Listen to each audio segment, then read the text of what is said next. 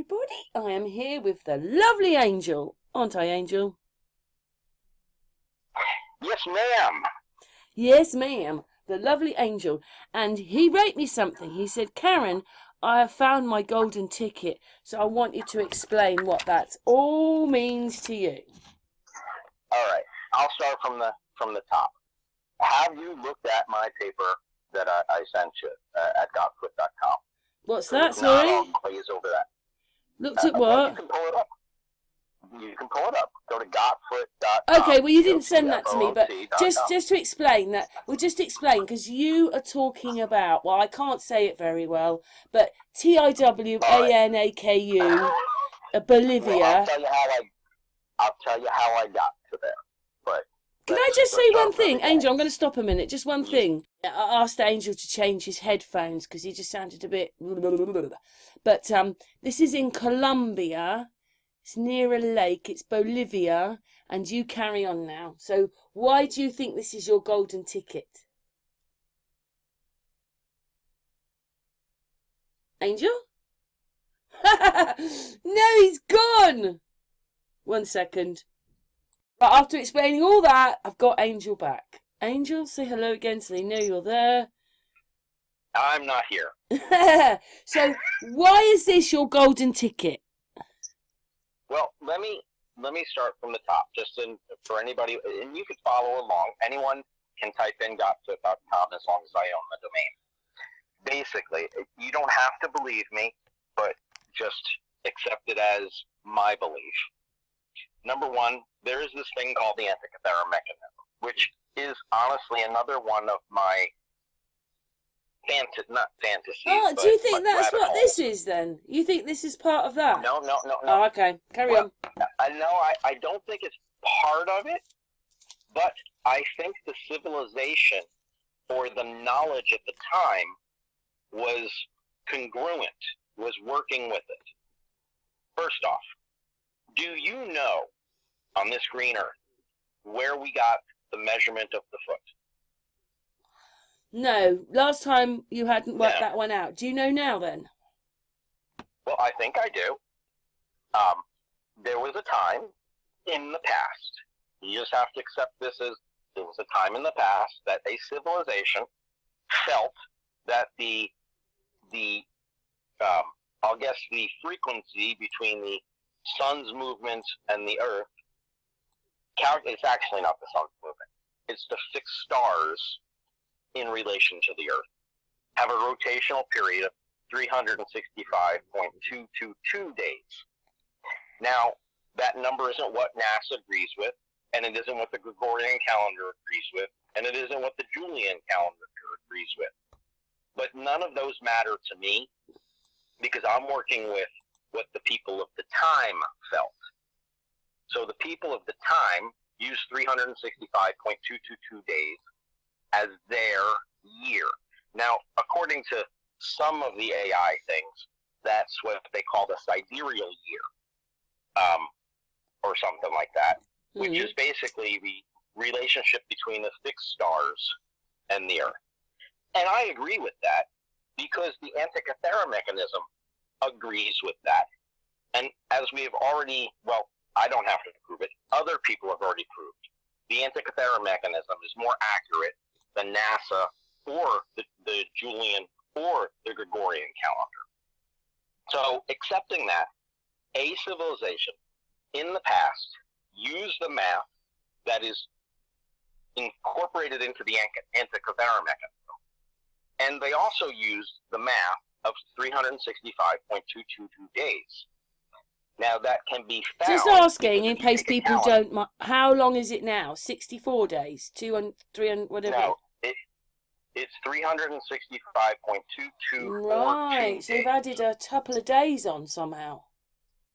No, they added two 100s and two 1000s. And that is and I can explain to you why. But let's just work with what their math was. I see. Is that all to do with the cog thing? You know, so that doesn't work then, does it, with the cog? Right. Yes, I've talked to you about this before. The cog of life that you're going to talk about, yeah. Let me work into that, because people who haven't didn't listen to the last conversation, that they're going to be lost unless I work my way into it. Now, the Antikythera mechanism is done with gears, and within those gears, like it's a physical mechanism, it has, I'm going to use the word uncanny accuracy to the movements of, and it's only the first 5 planets: Mercury, Venus, Mars, Jupiter, and Saturn. All right? They don't care about any of the other planets, as NASA calls them. And then we can even go back and forth and say how NASA keeps going and saying Pluto is a planet, Pluto isn't a planet, Pluto is a planet, Pluto isn't a planet, because they say there are other larger celestial objects out there. Well, obviously, maybe planets are very, very small. There are also planets that are, I mean, what do you consider small? Well, it's the size of a star large. Above your head. Right. But I agree. I'm not going to argue that. But the Antikythera mechanism followed 5 stars, the sun and the moon.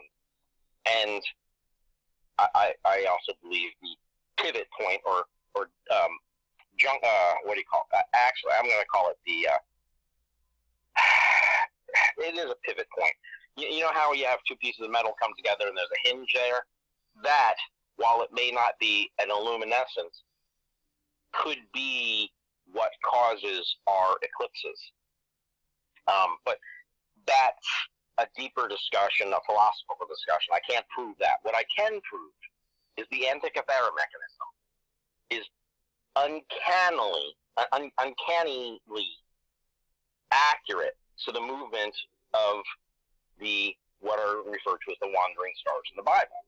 So, with this known, that we can accept or, just realize that the gear mechanism, the ratios found in the Antikythera mechanism are more gospel than NASA and the Gregorian. You trust them more. You trust them more. Yes. I trust this machine that we found in the bottom of the Mediterranean Sea more than I trust NASA. Let's put it that way. Well, we know what they do, don't we, Angel? They lie. But anyway, carry on. Well, yes, but we'll get on to that after we get onto the. Can I just say one thing? Looking at this, it's a sun gate. You want it. This thing in Colombia is a sun gate. Well, Colombia or Bolivia? Bolivia, sorry. Well, it's in Colombia. Bolivia's in Colombia. Well, that helps me to know, because I didn't actually understand where I thought it was more South America. But we'll get to where and how this is important when I get to the bigger picture. Now, one thing I've realized, I'll throw people numbers at math. They believed that they didn't have to believe. It is a fact that the rotation between the fixed stars and the fixed Earth that we live on, and that they're fixed stars, not that they're not moving, but that they always stay in position relative to themselves. This whole parallax bullshit, how did they know all this? They had to be a bit more advanced than they're telling us, because you can't just look up and think, that. They are definitely more advanced, and if we don't even understand all that. Well, I wearing my tinfoil hat. Sorry, you understand it, but most of us don't. No. I think they did understand it, Karen. Yeah. No, they did. You do. We don't. Right. And I think that there are people in the Vatican that completely understand this. I think there are people at observatories that completely understand this. However, just like pilots don't sit there and say, yes, the Earth is flat, people in the observatories don't sit there and say the way we calculate time is wrong. Because let me give you the whole picture, because I'm trying to give you the evidence to my thesis. We here just accept the Antikythera mechanism is more gospel than NASA and the Julian calendar and all that other garbage. It is more accurate than NASA, and or equally accurate. They believed at the time that this device was manufactured that the Earth rotated in relation to the fixed stars at a 365.222 ratio, which means that every 500 years, I don't have the number in front of me, but I think it's 1800 something, 611. I can actually do the math really quick. Should we put up the... Hang on, we're just going to stop for 2 seconds. As Angel was talking about this, what is it? All right, you can show it. Mechanism. I've put a picture up so everybody can see it. So carry on, Angel. Now, anybody who wants to dive into the Antikythera mechanism, there are 2 great documentaries. One is on the BBC, and it's by the guy who's from the museum. And they will tell you about how they did the studies and how they used like CAT scan type technology to get the gearing and stuff like that. But the best one is this guy, I think he's in Scotland or something, who actually makes the model. He's made 2 or 3 of them, and he understands it better than anyone. In fact, there were times that he himself had a bicker with the people in the thing, and he said, no, this has 53 teeth. And they're like, why would it have 53? It has 52. Well, because 53 was a prime number. And what you really have to pay attention to is within the Antikythera mechanism, the movements of all the celestial bodies have a prime number within that movement. And that's important because, and I didn't appreciate this until, I'd have to say, a year ago. When somebody would always say, what's your sign, stuff like that, I thought that was all hocus pocus bullshit stuff. I'm sorry. I didn't actually mean to curse. Bull do stuff. But people of the past, that is how you would tell your age. I was born when Jupiter was rising and Saturn was setting, and they wouldn't have Neptune. Mercury was, high in the sky. Can I say one more thing? Can I say one thing when I'm looking at one of the pictures? Yes. It's not the one with the cross on it. It's the one like with a circle. Then it's got these gauges going around and like a clock. If you look at that, that almost looks like one of the flat Earth models that they use with the big rim around the outside and the land goes down a bit. One of the flat Earth maps. It's obviously not got the map on it, but it looks like the same thing, the same shape as one of the maps. You know, the one that's slightly sunken with the rim around the outside. That's what that thing looks a bit like. But anyway, carry on. Okay.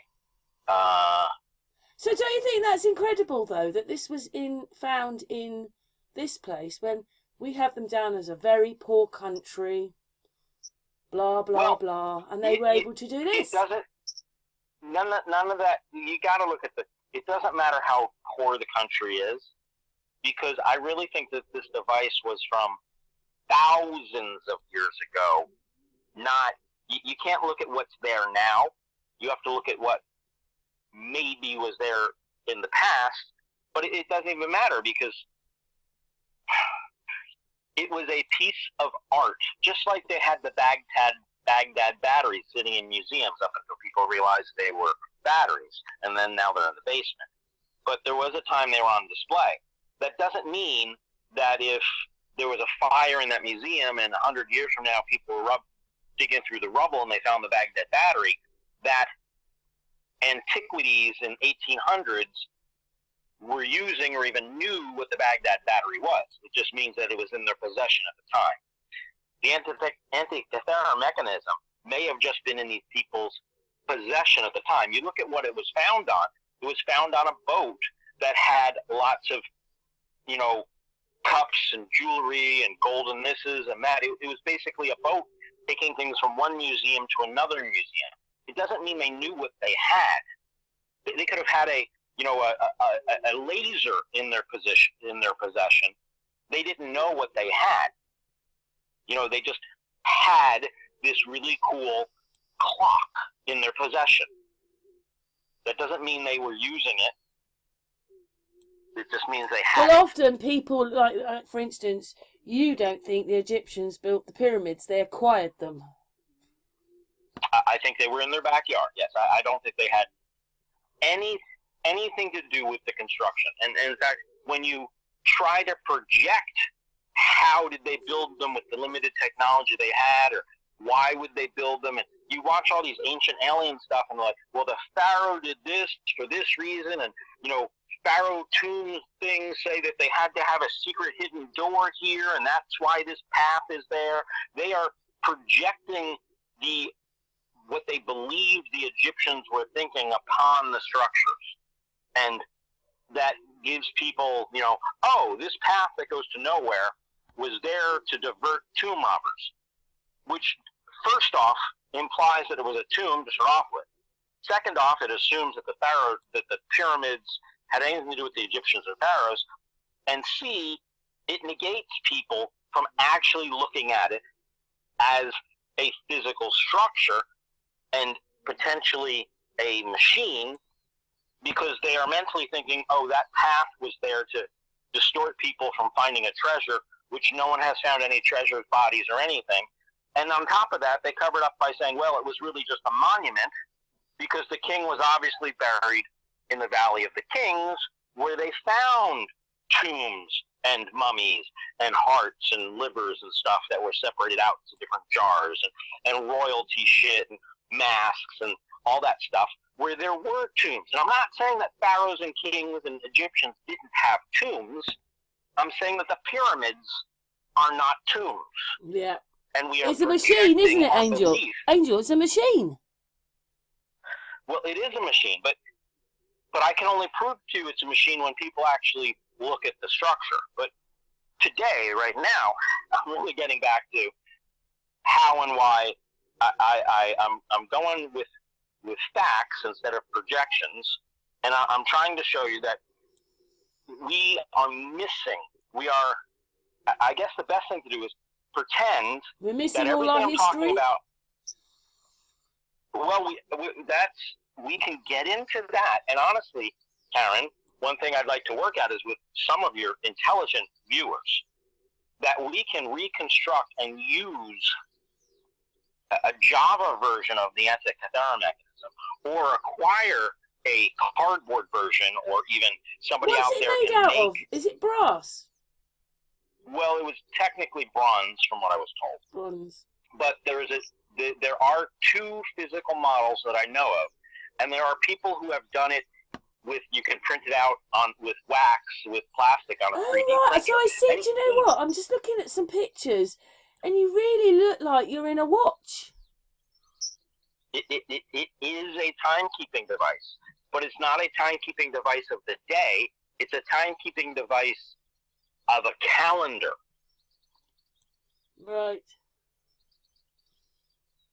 It tells you when in time over centuries. Wow. Not over those a pictures day. there make it look like you're looking at a watch with the lid off, and you're looking at the mechanism behind it. It is. It is a watch, but it doesn't tell the time of day. It tells the day of the year. And more to the fact, when they tell the day of the year, they don't tell it by like it's April 1st. They say Saturn is here, Jupiter's there, Mercury is here, Venus is there. And that's how they told time as to what celestial bodies were where in the sky at midnight on any given day. And that is how this device tells time. You can tell how old something is, or how much time has progressed, by what physical stars, what of the wandering stars, what stars are in the sky on any given night. Because there are prime numbers mixed in with this whole mess. The prime numbers will make it so Saturn and Jupiter and Mercury and Venus are not, with prime numbers, the odds of reoccurrences are lessened, and such you can be more specific as to when it was. Mercury will only be, in the left side of the heavens, and Jupiter will be in the right side of the heavens, Saturn will be smack in the middle, only X number of times in X number of centuries, which is why one of the reasons they say this whole Orion belt alignment with the thing, they're able to go back and say, well, in order, when Orion's belt was aligned at exactly that position was X number of years ago, X number of thousands of years ago, because it only occurs so often with that repetitive pattern because of the prime numbers. So this is an awesome way to tell time, because it only repeats every so often. As like I said, the cyclical pattern is every 500 years. So unless you lived like 800 years like Abraham and Noah did in the Bible, the chance of that particular celestial pattern in the skies only occurs once every 500 years. Now, that's only the physical patterns compared to the Earth. On top of that, you also have the movements of the moon and the other celestial bodies. So really, it wraps around once every 500 years, but when you add in all the other prime numbers and other celestial bodies is when they get that great year of 26,000 years. Because all you have to do is take the 500 years and multiply it by all the other prime numbers involved, and you get to your 26,000 years. So I don't disagree with how they say we have a 26,000 great year and a 52, thousand year super year, or whatever they want to call it. But they don't understand the exact math behind it. They see patterns. And here's the other thing is this math works out perfectly. In fact, I can show you how any given circle, you can make this math work, because all it is taking it and transposing it by 1/500th, so that the year mathematically is 365.222, which if you take that 365.222 and multiply it by 500, it comes out to a perfect number. 365.222 times 500 comes out to 182611. So every 182,611 days is a full cycle. And that's a nice clean number, and that will marry the Antikythera mechanism. And the math behind that, the biggest thing, is the math behind this incorporates a year of 1277.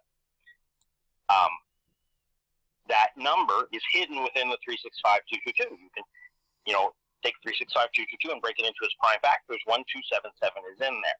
Now that may not mean a whole lot, but that is the gear ratio between the fixed Earth and the fixed stars.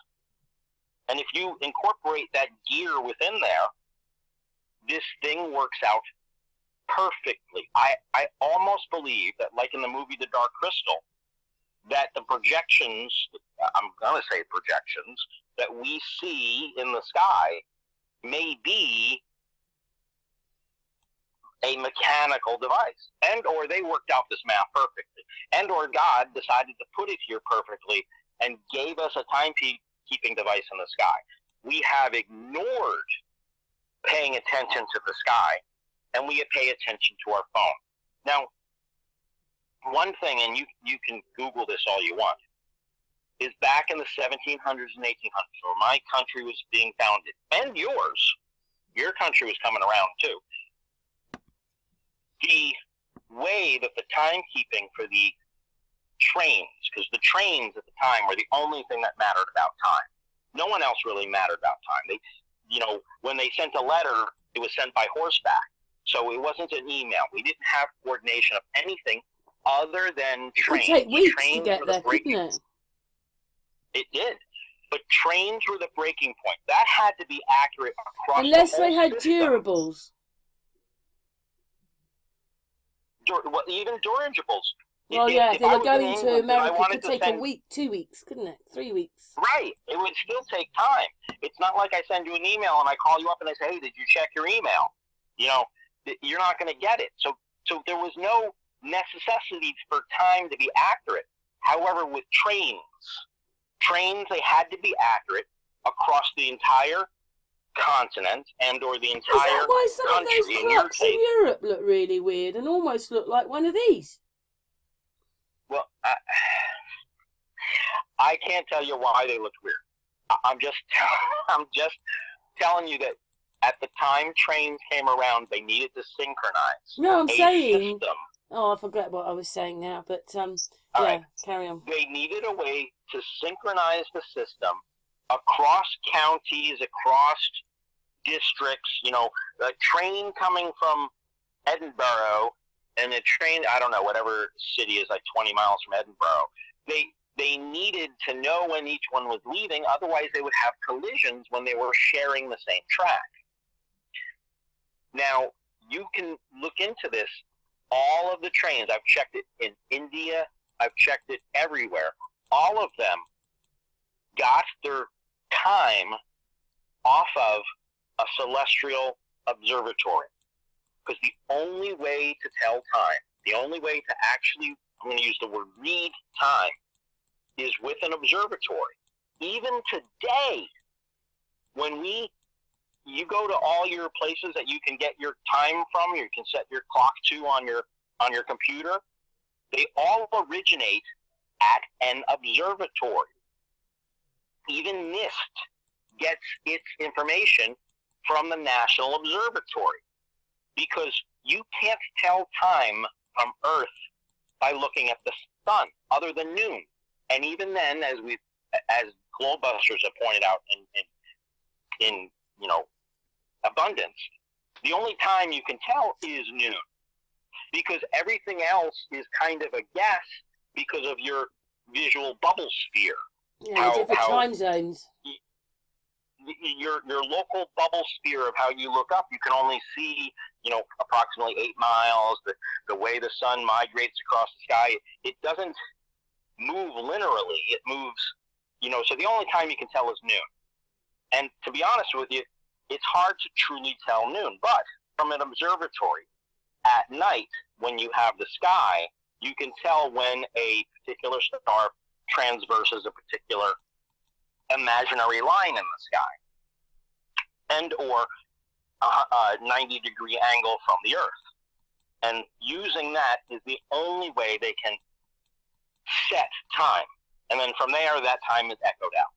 But you have to understand, even to this day, our time is denoted, is mandated by the celestial bodies. And I challenge anyone to prove me wrong on that. You say, I get my time from, the observatory, and that would be another thing, the observatory. I get my time from, time.com. Well, where does time.com get their time from? You look at that. There's some observatory somewhere that echoes to them the time.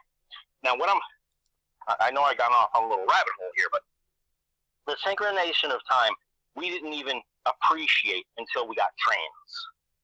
And then planes, and, even buses didn't matter. But it was trains that really got us to synchronize time, which is why your conductors had timepieces which were fairly accurate. And, in fact, there were conductors that would go to jail if their timepiece was more than 10 minutes off. Because if their timepiece was more than 10 minutes off, they may mistakenly share the same rail with another train, which would lead to people's deaths. So it was illegal for a conductor to have their timepiece off. These are things that are factual. I don't even have to make them up. Now, the 365.222 days that at the time they felt was the rotation of the Earth, and I almost feel that, I say the rotation of the Earth, it's the rotation of the fixed stars in comparison to the Earth, the ratio. And you take that number and you multiply it by 360 degrees, and you get 131,479,920. That number is the number that they decided to divide the equator by. And that is what we call a foot today. And if you don't believe me, You can go ahead and Google what the most accurate thing is, and I think they came up with 40,000. What was it? 40,045.0689 meters. And if you take that and you can convert it to feet, they're 206 feet off of what I tell you that it is. They come up with, you take that conversion, you come up with, and then honestly, we can argue about how even the meter is wrong, because we set out. Yeah, we've done that one, haven't we, as a hangout? We've done that one where you're saying that, and then because it's a cog system, when it's slightly out, it's going to be always out. Right. If you're slightly off, you're always off. We decided to make a meter, and then when we measured it against what we set out to make. Do you think that's done on purpose because we've got more land, and then if they did it differently, then we'd realise there was more land or something? I think at this point it's done on purpose, because if they did it correctly, we would see correlations that would make us think that we just reinvented the measuring system instead of initially inventing it. And in order to reinvent it, we would have to publicly admit that there was a civilization that we are standing on the back of, instead of we did this ourselves out of our own gray matter. You get the difference? Yeah, it looks like a machine, doesn't it? It looks like it's been properly made. When they show you a breakdown of it, it's been properly made. It's not just something they've stuffed together when they were sitting on a riverbed and, right, you know, like Indians. I would like to find a second one of them. That's what I'm looking for. I think that Antikythera mechanism. Well, I'm going to stop for 2 seconds. I want to just say something. Just telling Angel that when I look up here, it says ancient Greek, and it looks like they've got one, or they're using it in ancient Greek up here. The Antikythera mechanism itself does have Greek writing on it, which does imply that while that language was a spoken language or used language, that this device was manufactured during that time period. So in my thing of saying they found it at the bottom of the thing and it was just a museum piece is not completely accurate. Well, on here someone's saying it's 2,200 years old, and then someone else said alien technology on one of their pictures as we're going through the pictures, because obviously I'm showing pictures of this thing. See, by throwing the alien technology... Yeah, I know you wouldn't like that one. I know you wouldn't like that one, but that's what the picture said. Okay, well, that's because they can't explain it, and they want to say that these people weren't smarter than us. They've got to say alien, because then it can't be connected to us or our civilizations here. Right. I'll agree with that one. But that number, the 131... 4,799,20. That number breaks down to 24,901.5 to the penny miles. It's not a guess that the Earth is 24,901.5 miles. It is a fact. It is not close to that number. It is not near that number.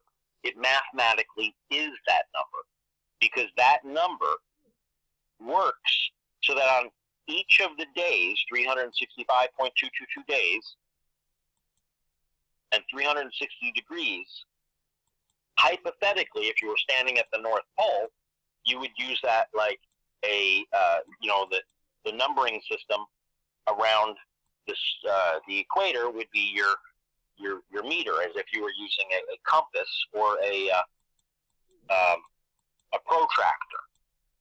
Now, I don't think they actually utilized that number to do mathematical coordinates, but they manufactured the foot using those numbers the same way we manufactured the meter to be tied to the Earth, to supposedly be 1/10 of the distance between the equator and the pole, which we messed up.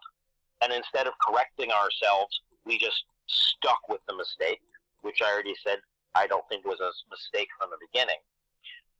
But the foot was a mathematical construction which showed their knowledge, or their belief. If you want to believe NASA, it showed their belief of what they thought the rotational period of the Earth was. In reality, I think it shows us what the rotational period is, and that is backed up by the interworkings of and how it correlates to and melds with the Antikythera mechanism. That the unit of measurement we call a foot today was not some arbitrary number, but was an actual constructed number, tying not just to the, like how the meter ties us to the Earth, how it ties us to the heavenly bodies and, the rhythm of time, the rhythm of the movement of the celestial bodies. And that is something that we don't appreciate. Now, the other thing, now that I beat that to a dead horse, the other unit of measurement I believe that they used at the time is what we call a cubit. Now, we know what a cubit is because they've been measured. The Parthenon has one. They've decided what a cubit is, blah, blah, blah. And they've said that a cubit is a different value in different locations. Now, I don't disagree with that. But the historians don't tell us how or where or why the cubit is a different size and where the cubit came from. But thanks to AI and a little bit of magic, and you don't even have to use AI. You can use a calculator that has sines, cosines, and tangents and things like that. You can calculate if we know the rotation of how the sun goes around every 24 hours. We know that the hour breaks into 60 minutes. We know that the minute breaks into 60 seconds. If you take that whole number, and then there's another thing that we call a hertz. A hertz is 1/800th of a second, right? Megahertz, blah, blah, blah. We throw that thing out. You know that term. And it's 1/800th of a second. Now, I'm not sure if they developed the hertz for the reason I'm going to suggest, or they developed the hertz because it mathematically fit sound with their experiments. But I'm going to suggest to you, and any of your AIs can confirm this, that a cubit is 1/800th of the transition time of a second of the sun. And you can calculate that very easily. Why get that so small and accurate when this thing takes years? Why would this thing take years? And what you're talking about is an eighth of a second. I've done 10 seconds. 800th of a second. Yeah. 800th of a second. Well, that's because they were using it as a unit of measurement. And they were most likely somehow using a prism or something to denote when the sun was exactly where the sun was at the time they did it. Like I said, the only thing you could tell is noon. Everything else is a guess. Noon is the only thing you can actually get accurate. But 1/800th of a second at the equator is 22.68 inches or something like that. As you progress further towards the North Pole, that number gets shorter and shorter and shorter. At the North Pole, it would hypothetically be 0. Okay? If you look and you take any one of the, and this, in fact, if you pull up .foot.com and go all the way to the bottom, there's a list right there. Do you want me to do that? Do you want me to do that? Yeah, do that. Do that so your people can look at what I'm referring to. So, after a little bit of faffing around there, we've got Angel's Sight Up, which I will just show you over here. That's the link to it, Tartarium. Right, so where do you want me to go? Down the bottom? Practically to the bottom, and then one page back up, you'll see some darker text. Oh, right, Egyptian, that one, cubit. Yes. All right, so what you're staring at there... Wait a minute, I've got to find it again. These are the accepted cubits that are in the nether sphere, and you can Google these. Now, one of them is the Egyptian royal cubit. It's 1.7 feet, 20.6 inches. Now, if you use my suggestion of that is 1/800th of the transition time across the surface of the Earth, that would make that 25.8 degrees north latitude. The common Egyptian cubit would be 29.2 degrees north latitude based on its length of 17.7 inches. And you can see the rest of them go right down the list. And if you look at the Egyptian royal cubit and you look at 25.8 degrees north, you will see that latitude line goes right through Egypt.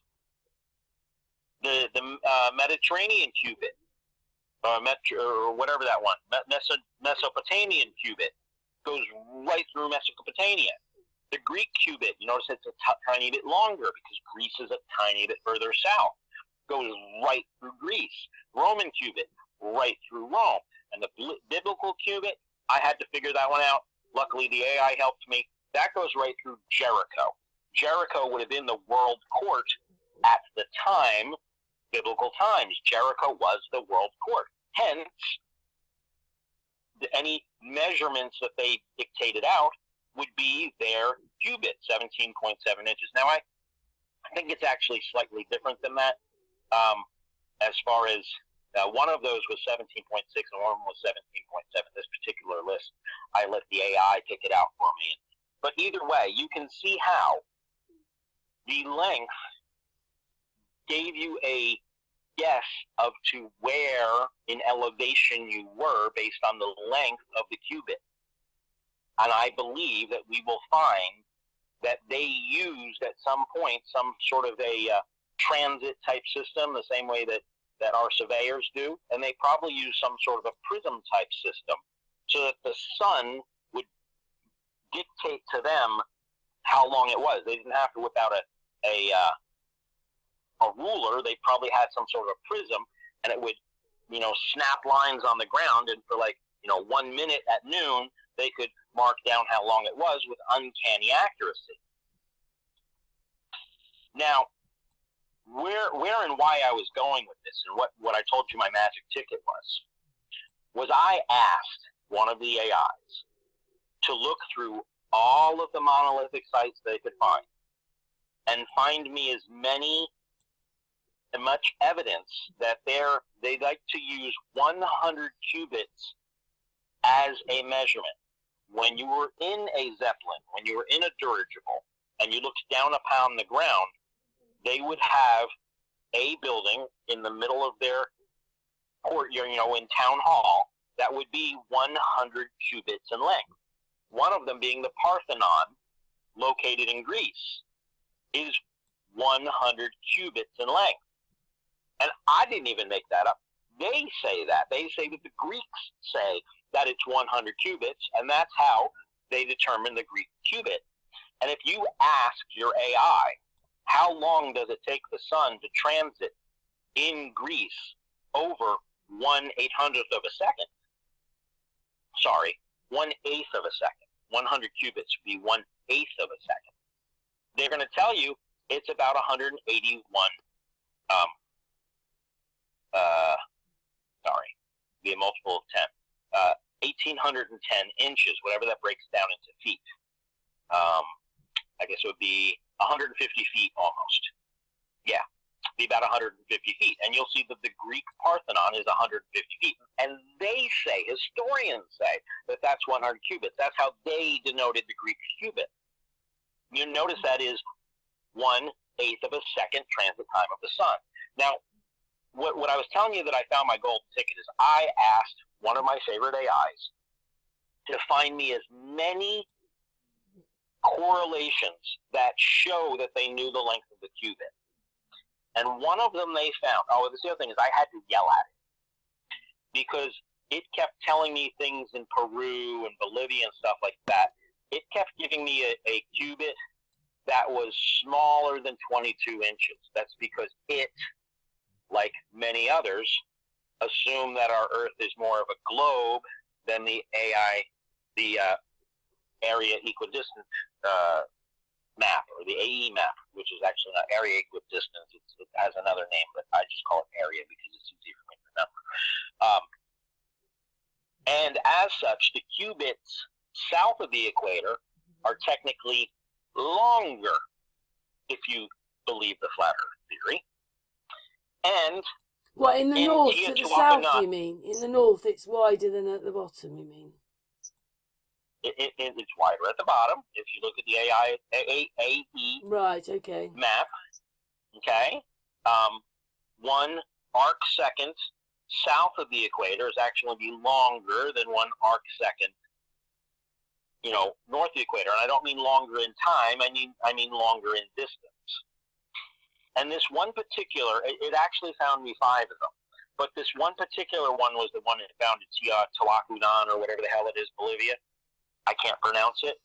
Where they have the side of one of the pyramids being 190 feet. Now, 190 feet would be 1.9 feet for 1 cubit, and mathematically, that works out using flat Earth math to be 1 cubit. I have found so far 3 others that agree with the flat Earth math south of the equator. I've also found about a dozen of them north of the equator. But the ones north of the equator, it doesn't prove anything to me, other because I already know a cubit is 1/800th of transit time of the sun.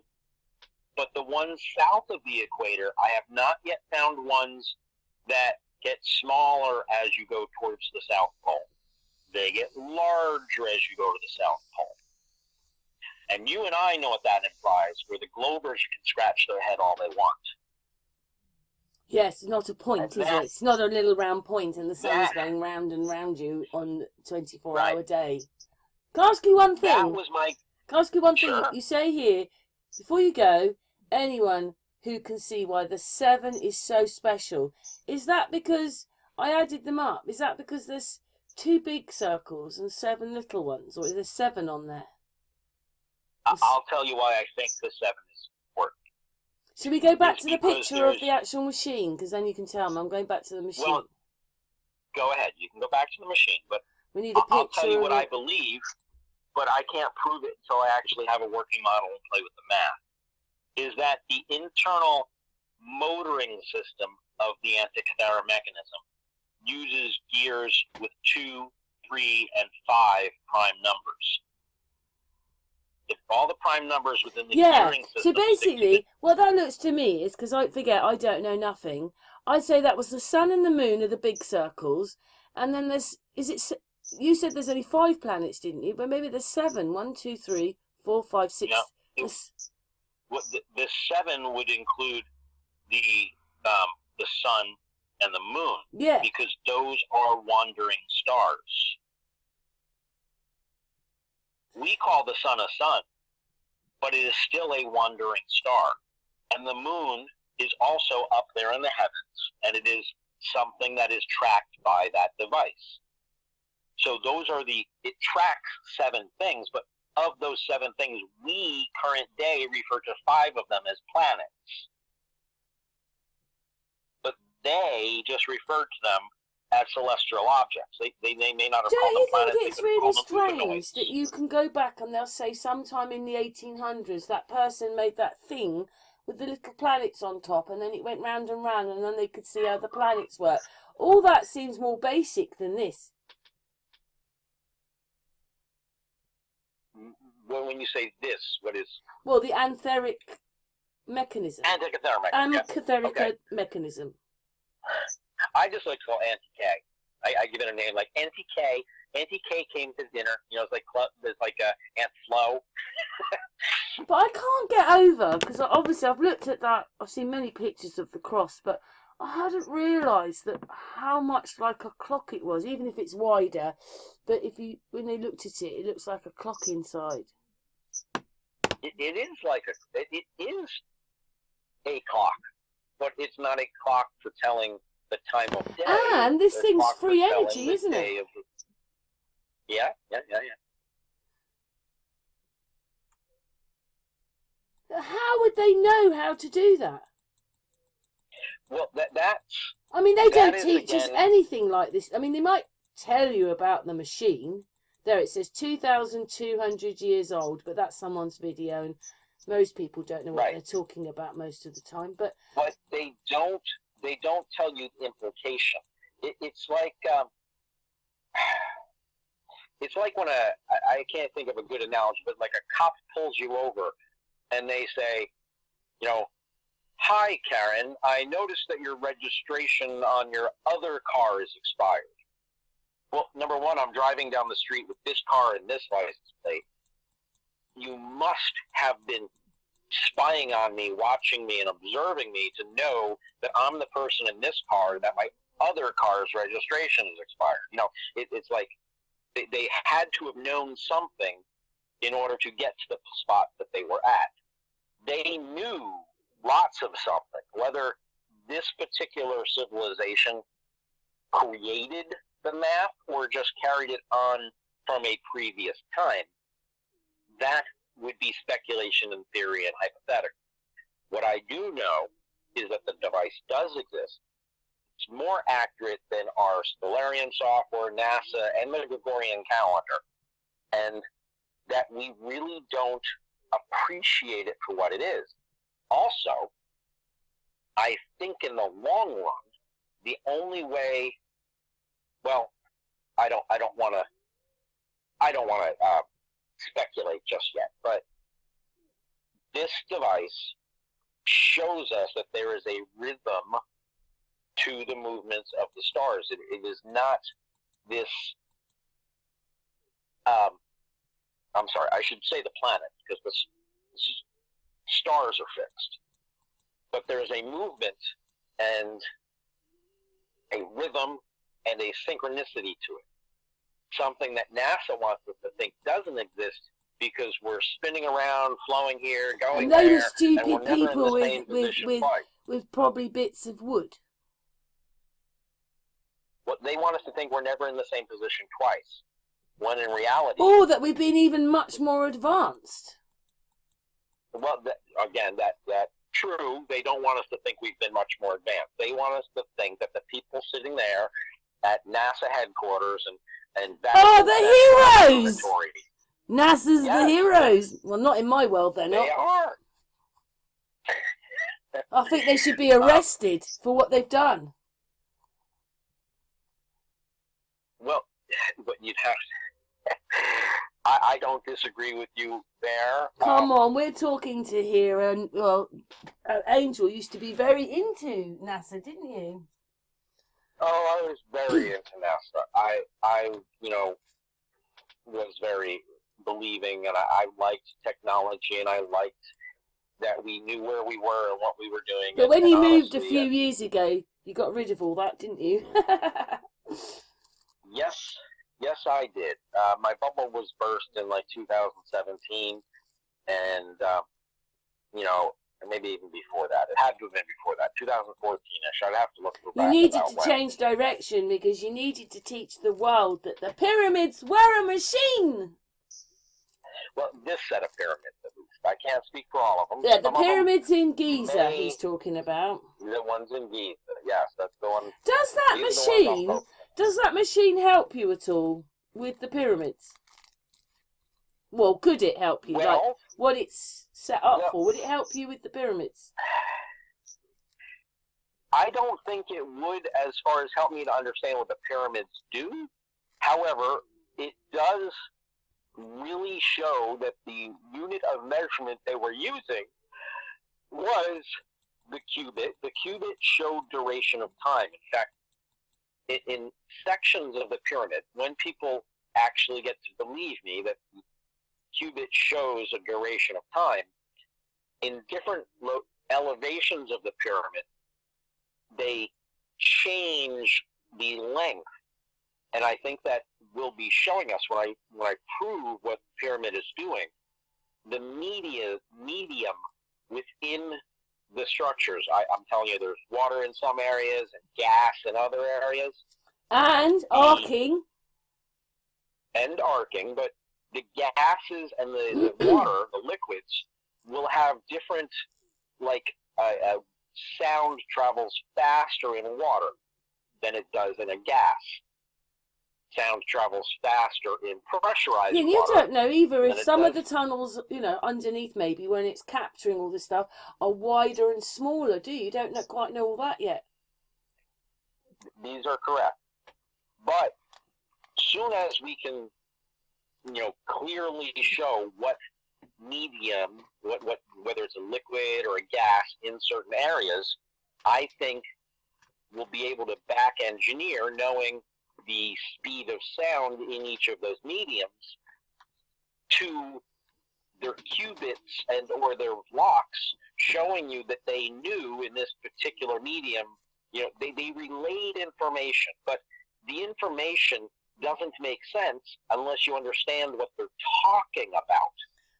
Do you know what's got me though, aside, Angel? You think you know, when you're thinking how they made watches, I used to think, wow, someone thought of that in the 1700s or something, maybe earlier 1600s. Well, and the thing is, that sounds watches, amazing. honestly, but this is much older. This is where they got clocks from, isn't it? Really? Even Swiss watches. There are Swiss watches that'll tell the time of the month. There are Swiss watches that'll show the progression of the phase of the moon, things like that. Some of those gearing systems get very ornate, very. So, it is quite amazing, in my opinion. Yeah, it is. Do we get 1 second? I'm just going to stop for a moment again. Now I've just put up, because I could see up there the Greek part of it, and it's kind of linking it to ancient Greek, which has nothing to do. Do you think this is the only one? I hope not. It's the only one I know of that exists, other than the two that were manufactured by that watchmaker guy. I forget his name. Because it's showing all the same pictures for ancient Greek. Still calling it that Antikythera mechanism. But now it's actually Greek.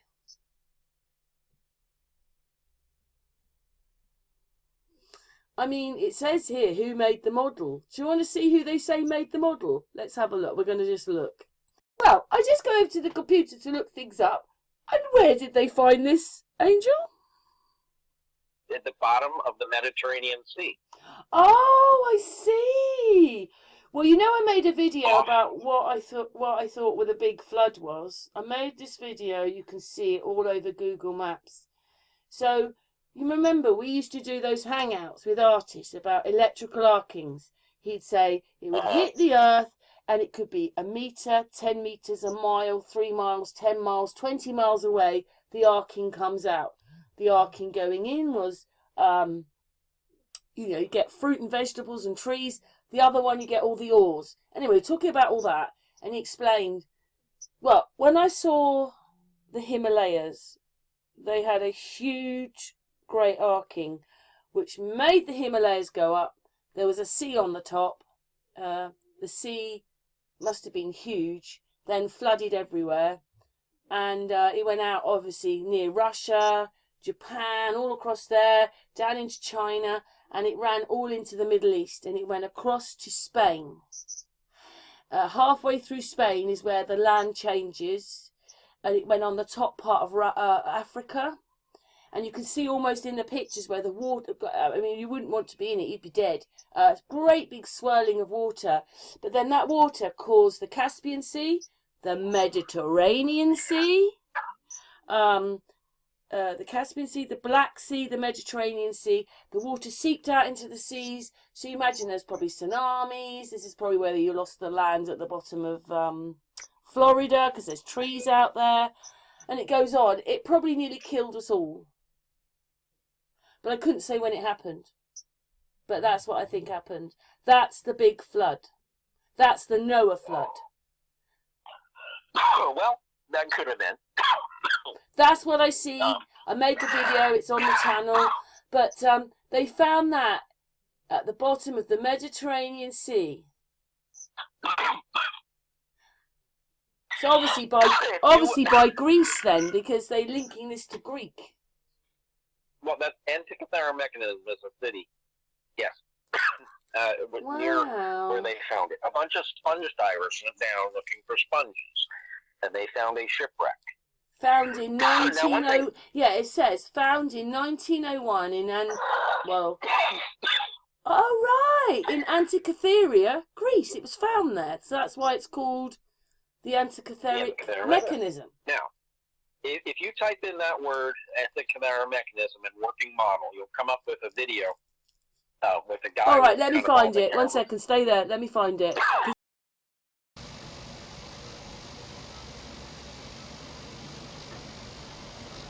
This is a reconstruction of a 2,000-year-old computer. The original battered pieces were found in a shipwreck more than a century ago, and Michael Wright, a museum curator from London, spent decades studying them in order to work out what the device was for. He built this model in his home workshop, with techniques similar to those that the Greeks might have used. This is my model of the Antikythera mechanism. The mechanism's a box full of gear wheels, driving indications on dials, one at the front and one at the back, which we'll look at in a moment. And it's all driven by working from the hand knob here. On the front dial, we've got two scales. The inner ring is the zodiac divided into degrees. The outer ring is an annual calendar scale, 365 days. The device is a machine for predicting the motions of the heavens. When you turn the handle on the side, pointers move around the front dial, showing the movements of the sun, moon and the 5 planets that the Greeks knew. The fastest pointer here is for the moon, going around the sky once a month, while the white and black ball shows its changing phase. Inside, a sophisticated setup of wheels riding around on other wheels models the varying motions of the planets, according to the Greeks' astronomical theories. As the side handle turns, the planet pointers sometimes move forwards and sometimes backwards. Meanwhile, the sun and moon pointers vary in speed, just as the actual sun and moon do when seen from Earth. Now we'll look at the back. We've got two sets of two displays together here. The upper one is basically a calendar. The spiral scale is divided into months, each of which is named, and this is a cycle of months, 235 months, which fit into 19 years. These are months measured by the moon. An extendable pointer with a little needle on the end tracks the spiral groove, just like the stylus on a record player. When it gets to the end, you can lift the pointer up to reset it. One of the little dials just inside the spiral shows the dates of the ancient Greek games, including the Olympics, on a 4-year cycle, while the other tracks a much longer 76-year cycle. The lower display is giving the times at which there may be eclipses. Again, it's graduated into months, and the markings are just in those months in which we expect there to be an eclipse either of the moon or of the sun or of both. The thing about eclipses is that they happen according to a pattern which repeats after 223 months. So here we have a 4-turn spiral scale with 223-month divisions. This dial is one of the most exciting parts of the mechanism. It was used to predict eclipses of the sun and moon according to a repeating 18-year cycle. The Greeks probably got the data from ancient Babylonian astronomer priests who had been observing eclipses for centuries. Inside the mechanism, you can see the gear trains that drive the pointers on the back dial. This shot also reveals that this model was made of recycled metal plates, just like the original would have been. This is the first model of the Antikythera mechanism to incorporate all of its known features. Thanks to Michael Wright, it's working again for the first time in 2,000 years. We're doing this a slightly different way. But sorry, I just realised that we didn't take back the last, 20 minutes. I'm really sorry. I said some good stuff. I know you did. We got Well, we were on your channel because I asked you that question.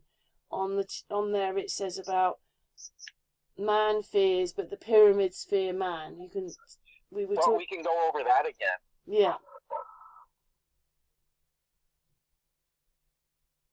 Go for it. All right, tell me when you're recording. I'm All right. recording. All right, so did you get that off my tweets, or did I put that somewhere on my website? It's on your website. All right. Well, one of the things, if you Google up man fears time and time fears the pyramids, I think it's a Venetian saying or something like that.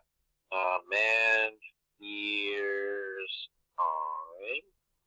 Time fears the pyramids. There it is. It is a saying from, I don't know.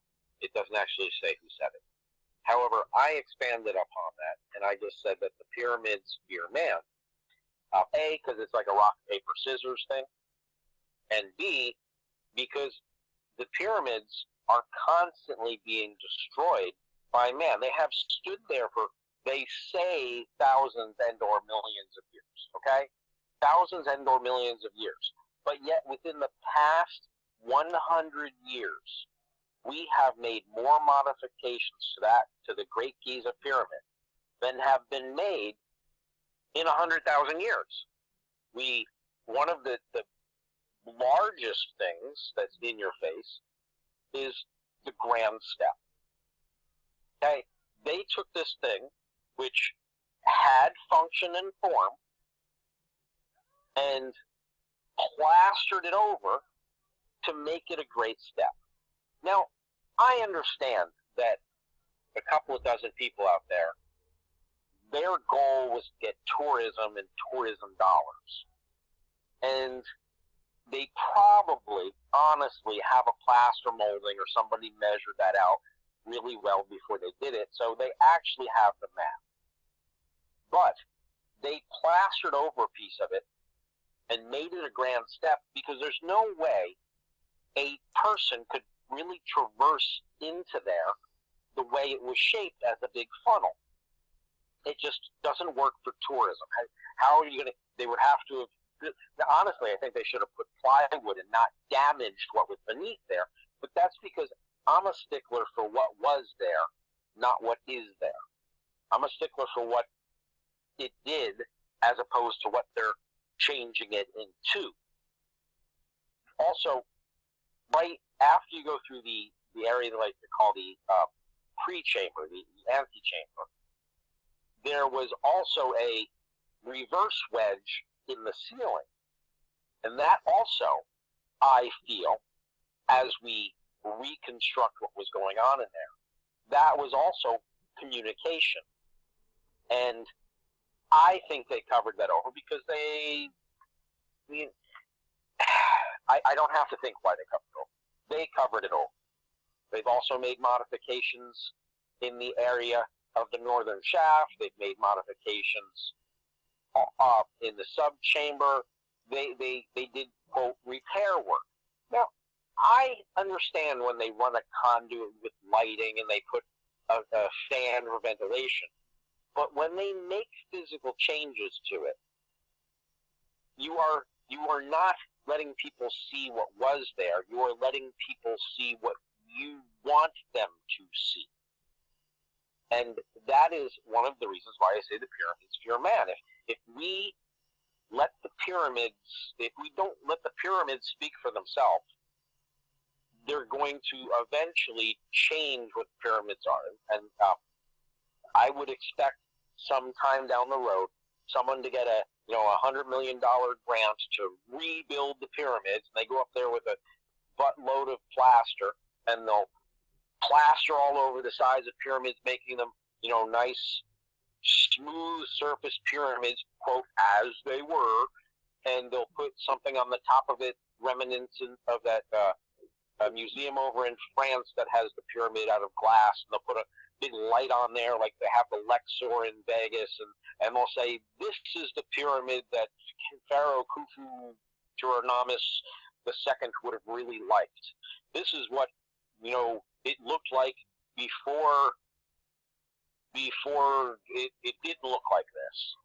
And that's why I say that the pyramids fear men, is because we are putting what we want it to be onto it. We are.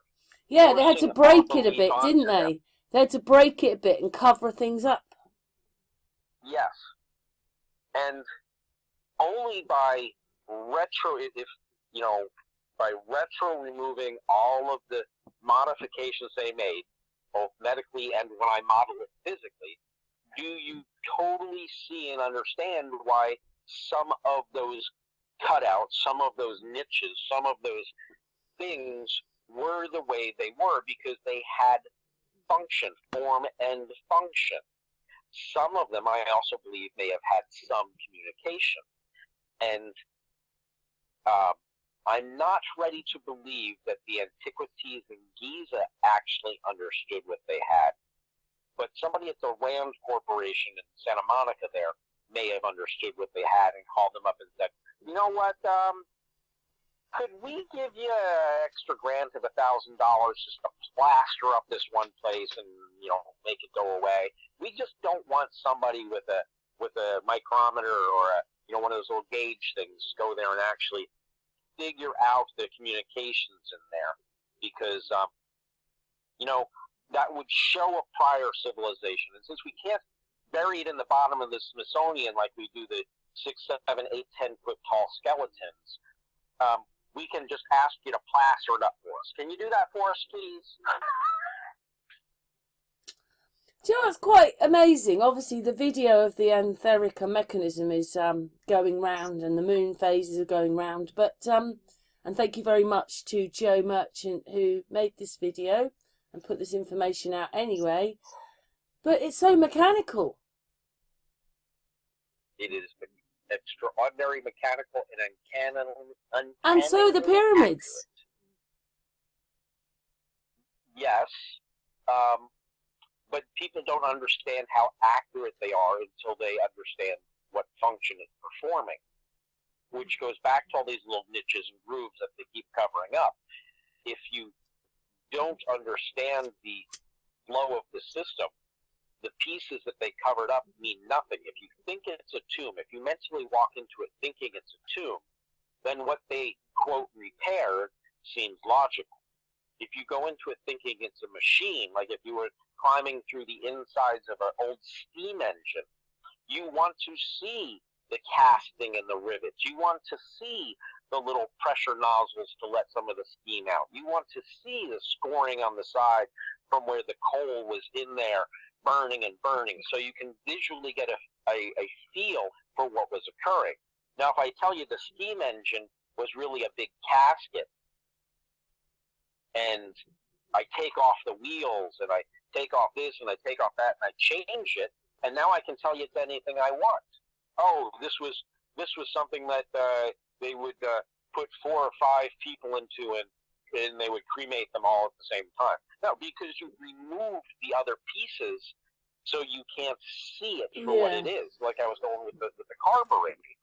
You have just a piece. One of those little tiny pyramids outside has got water levels and things in it, and that one you can't see anymore, and it's a very integral part of it all.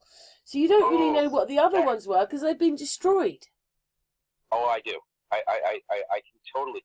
Karen, please play my most recent video. You're in it. Am I? Well, listen, we've got another about 10 minutes of recording over this, and we will put that video on. We finished this one because we do go onto your channel a little bit, and it might be the odd thing. Oh yes, that's what I was saying about that. So we could finish with that, but obviously I didn't mean to. But we're taping a video, then we're going narration, and I didn't change it over, but we're doing this one narration, this bit now. So we're only filming over. So this is still the the etheric machine still on. Antikythera mechanism. Yeah. It's called Anti-tech. The NTK machine. But in a minute, your channel's coming on for 10 minutes, and in that is where the words are. Oh, in there is about being frightened of the pyramids, being frightened of man. We've got a black. So that's it. We're on. Yeah. So my screen went black. Carry on. My most recent video, anyone can get to by going Yes, to it's story. underneath. I'm going to tape that one in a minute. Right. I hear you.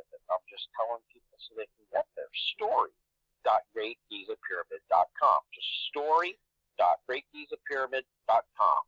And you have to put HTTP, not HTTPS. I know it's annoying. One likes the S. I don't pay for an SSL certificate. If you want to donate me one, that's great.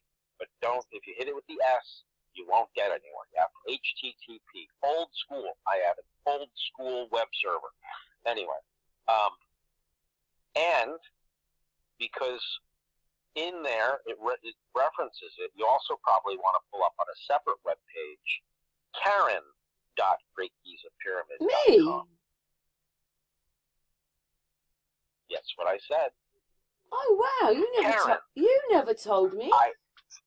Yes, actually I did. If you look half a dozen conversations ago, when we spoke about that structure, the one you just spoke about, I said, you know what, Karen? I am going to name this structure after you. That outside structure, the one that is the furthest to the south, to the east of the Great Giza Pyramid, furthest to the south, I call that structure Karen. Oh. When I refer to it in my videos, I call it Karen, and I have a link to it off my website so that people can get to it quickly and easily. I am so honoured, Angel. Well, I plan on eventually, I have a name for each of the structures. I'm renaming everything because I want to step as far away from the tomb dogma as I can. And I don't like when people say, well, Makari's pyramid is, as soon as you say that word, you are mentally thinking of a pharaoh, you're mentally thinking of a tomb. I want to completely get that out of everyone's mind.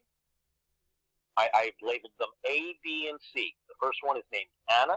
The second one is named Barbara. The third one is named Carolina. The one that is called your name is the one I said. It's the Karen. I'm renaming everything. The That's Osiris brilliant. Well, I'm shaft, very, very, I very call that- honoured. So thank you very much, Angel. Well, it's you helped me figure out what that was by your questions. And Did I? you know, Wow. yes, you did. And I figured out more. And please, I urge you, when this is done, my most recent video, I think you, and from there I can answer questions. And I can also explain to you what each of the satellite pyramids on the side of the two structures, the largest and the smallest. Just saying, we're back on your webpage now. And remember, I said just add water. And you were saying how it broke down and then put it back together. Yes, it breaks it into its respective gases. Why would they do that, though, and then want to put it back together, though? Just asking. Well, so that is a very simple question. How else would you get water 150 feet, 200 feet, 500 feet into the air? Right. If you break it into hydrogen goes up all by itself. It almost sounds like it was a harp machine. Well, but making weather. Well, I don't think it made weather. I just think it utilized the ambient weather is really what it did. But we breathe. What? Can you play the most recent video? Well, we've just got about 6 minutes, and then I'm going to add that to the video. You can't stop the video on? That's fine. Well, we're cutting off. I taped your web page. We'll be cutting that off. Oh. Great Giza Pyramid, greatgizapyramid.com.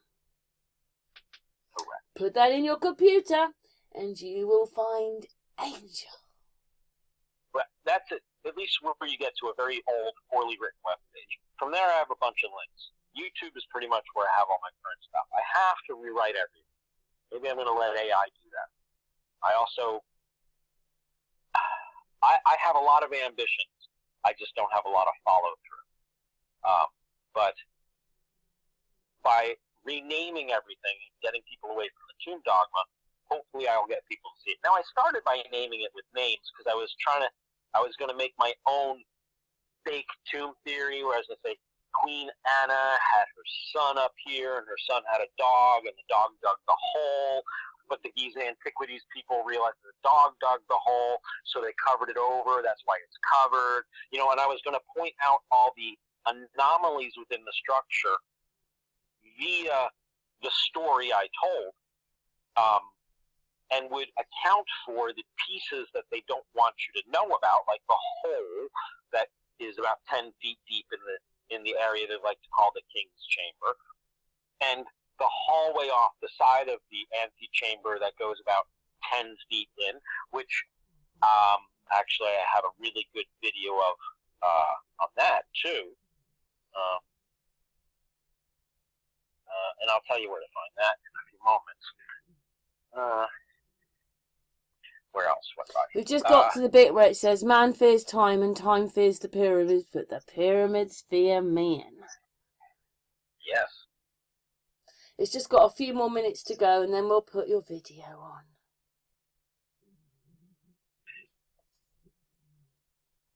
So what, you're looking at a video on my website?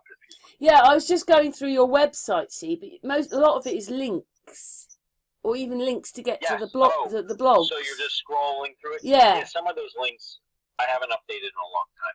They may be dead links, so I don't really have that true answer there. But we went here because you were looking up the tech thing. Anti-K. The Anti-K machine is on here when you were looking up the darker print, remember? That's all from here, see? Right. So I just went and had a look, but obviously, yeah, we were now talking about man fears time and time fears the pyramids, and the pyramids fear man. Only because we keep messing them up and ignoring what they are. Oh, did we lose the bit about the qubit? When you were explaining, oh no, all that is already okay.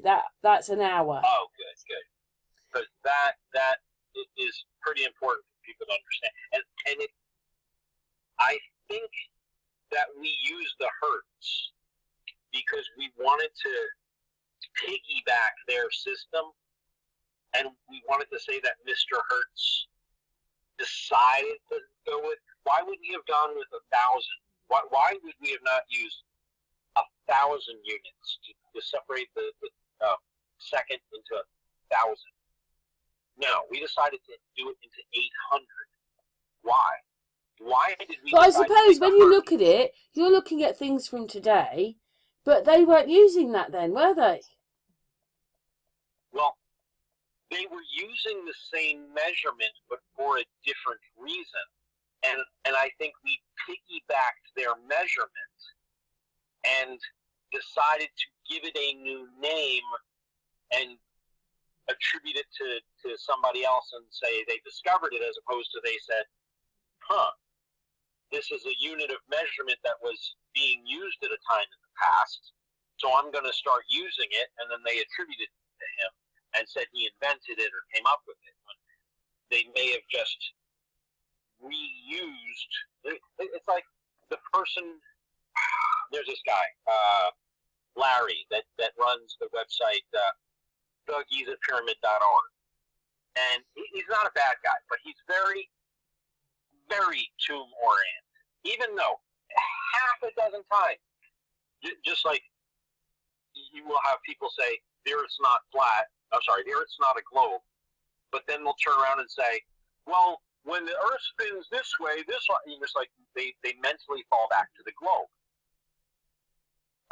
Which I had to fight with the freaking AI when it was coming up with numbers, and I'm like, you are still treating it like the globe. I had to teach, and that's the other thing. I know I'm jumping around a lot. My paper, I call it terrarium for a reason. Because I'm trying to get people to mentally think they're on a different planet, or they're playing a video game. Planet?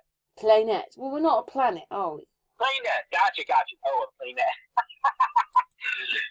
To think they're like in a Minecraft game, or they're, you know, in a game of Risk or something. The physics laws are the same, but we're using a different measuring system. We're using a different, you know, it's not the. If people keep thinking that they're on the globe they're on, and all their thoughts keep going back mentally, it pushes them back to the globe because they're thinking of their reality. Where I'm suggesting, hey, there's a slightly different reality.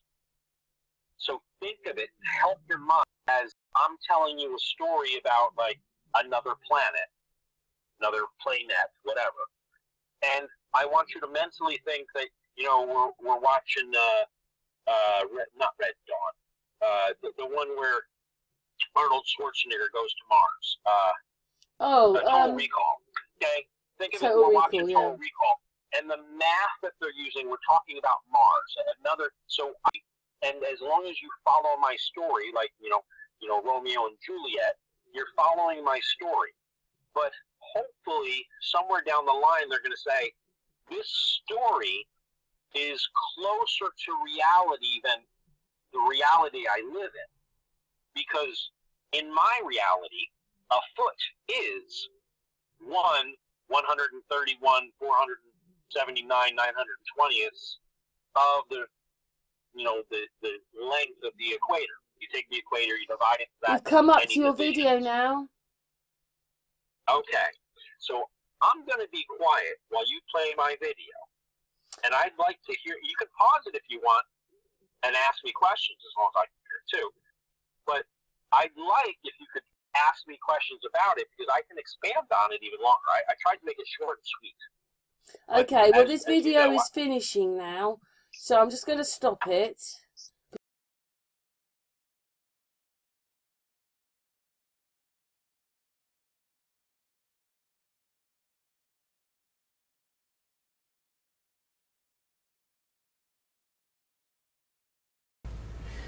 Well, if I'm going to have a fish story, I'm going to do it big.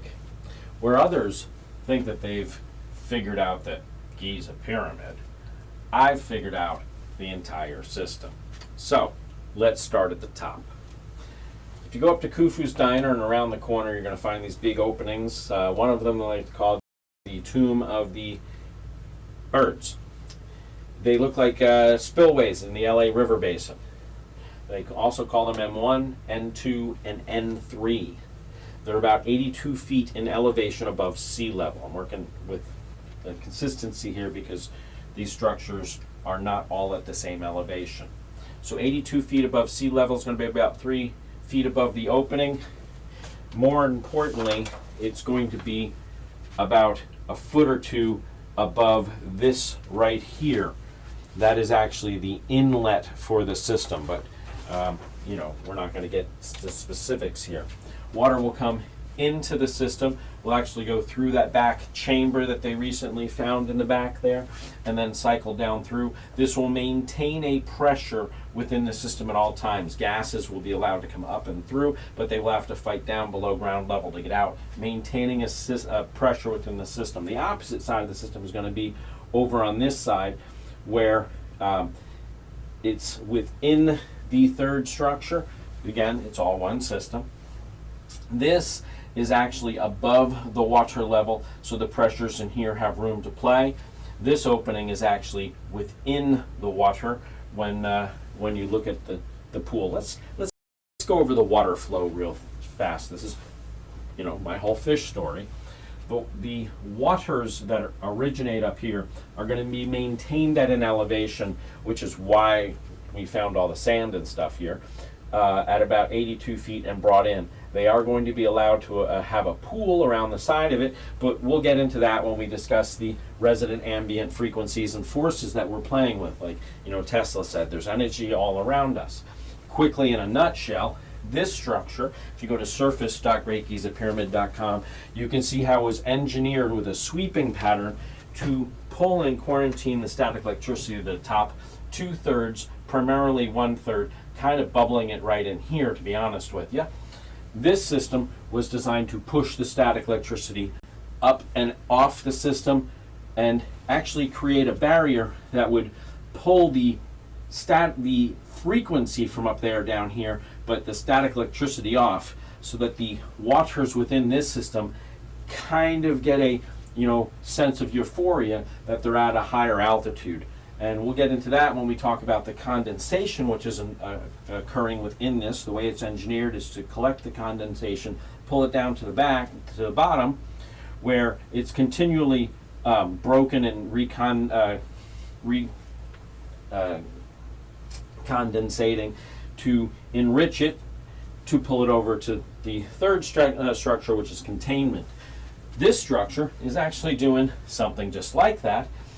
It is also within a water bath down here, and it's breaking the water into its two respective parts. The oxygen is actually coming out through here, which is the gas I said that it have to fight to work its way out. That is creating the pressure, also creating an air gap, separating this whole system from nature itself, engineered really well. The oxygen is actually a byproduct, but while it comes out, it also, the way that's engineered down here, that it has a flat area and then it comes up, it's going to create an oxygen bubble which will come out, the water will come back down, and you're going to have a hammering effect, which is why people like John Cadman found evidence of cavitation, and why, if you look at photos from the 1800s, you see piles of sand at about a 4-foot interval, and in here you see at about an 18-inch interval, because that sound pressure bubble echoes down the system when it gets to the end. I'm sure they do something with the way it's focused there, but scientists can figure that out if they really cared. And then they got some play there. You also look at the way the room is engineered. It's not as clean as the way we break hydrogen and oxygen. It's dirty because it's being done by nature. So if you look at it, they actually engineer it so that the hydrogen gas, which comes out right at the location where they used to have that other rock over there, and would allow as this whole cavitation thing is occurring with the function going through, the hydrogen gas is coaxed back into that room. The oxygen gas is allowed to flow beneath it, being the heavier of the gases. And that's why it has the stuccoey area and then the smooth area. But that's okay. Out of the grotto where they have the holes drilled in the southern wall, one of those holes is the hole that brings the hydrogen south through the system, since it's drilled in the southern wall, and then up to the top where it comes in, the area I like to call the relieving chambers. That's fine. That's where the gas comes into the room. Any impurities that are brought there fall out of the gas, and that's why they find seeds and shells and dust that they can't account for up there. That gas is then brought down through the hole in the back area. I like to call that the combustion chamber. But the one that's currently covered by a metal thing that looks like rocks, so people don't know it's there, but there's about a 10-foot hole in there. It's got some brick on the back. They like, I don't care what they say. That is where the gas comes into the room. That would actually be filled with water. That's your backflash arrestor.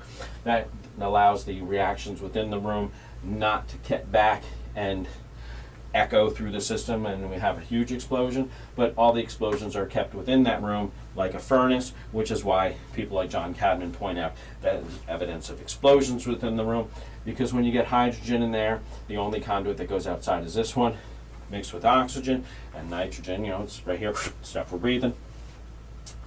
A lot of static electricity, remember I already talked about that. Eventually you're going to get a spark. Nature's just going to do that. They engineer it really well. If you look at that one opening there where they have the pinhole coming out through the wall, that would, and the split down the side, they're really asking for it to be right there, the perfect spot to come out. Boom, that was going to actually be your furnace head, like a little nozzle there. The way the room is engineered, if you look at it, as the water rises, it will choke off the inlet of the oxygen. As the water recedes, it will let more in. So it's self-maintaining.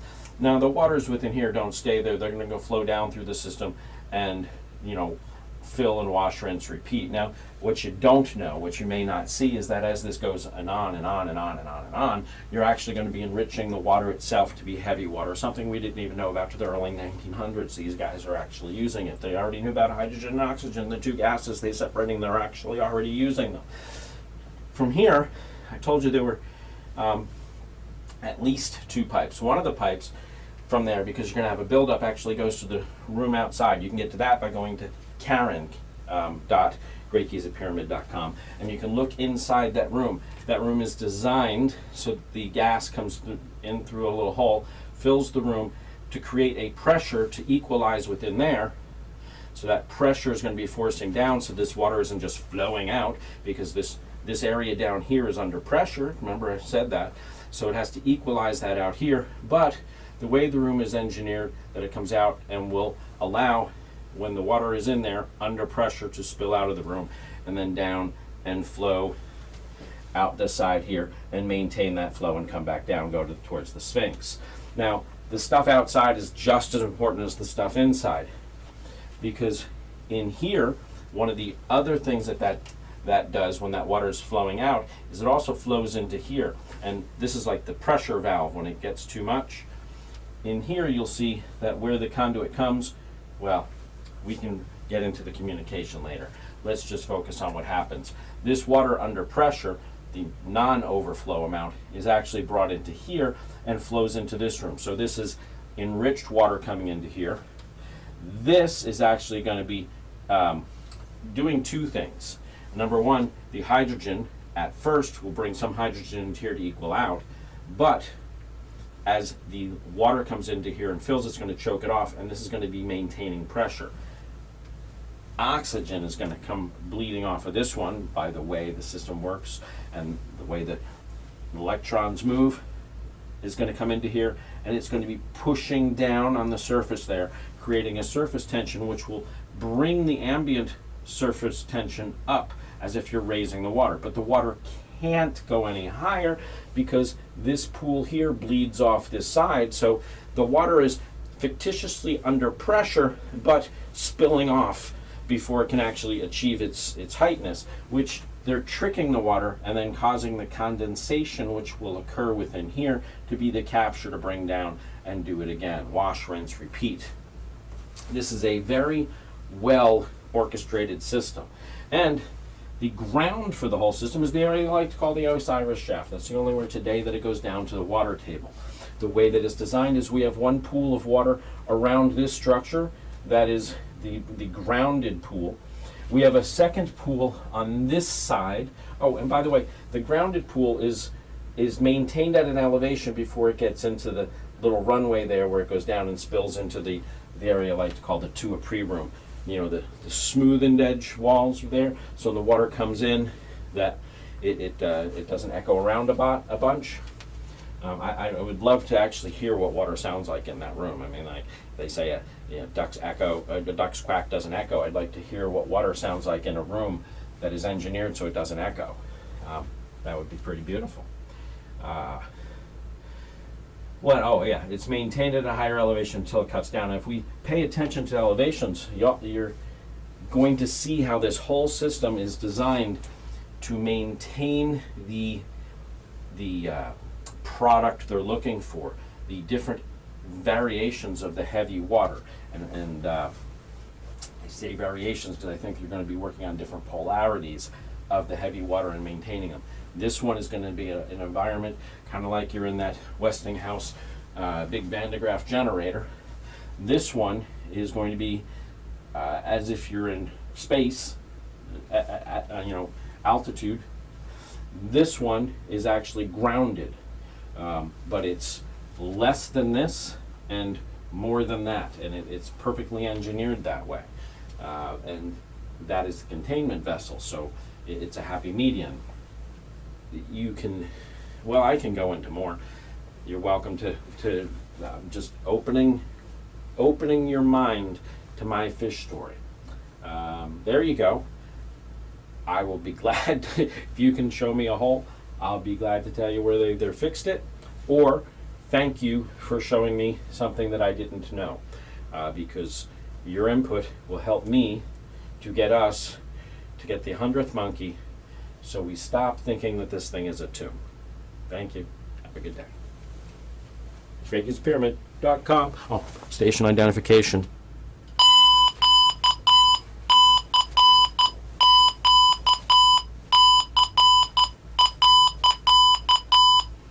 Lots of photos. Photos.greatgizapyramid.com.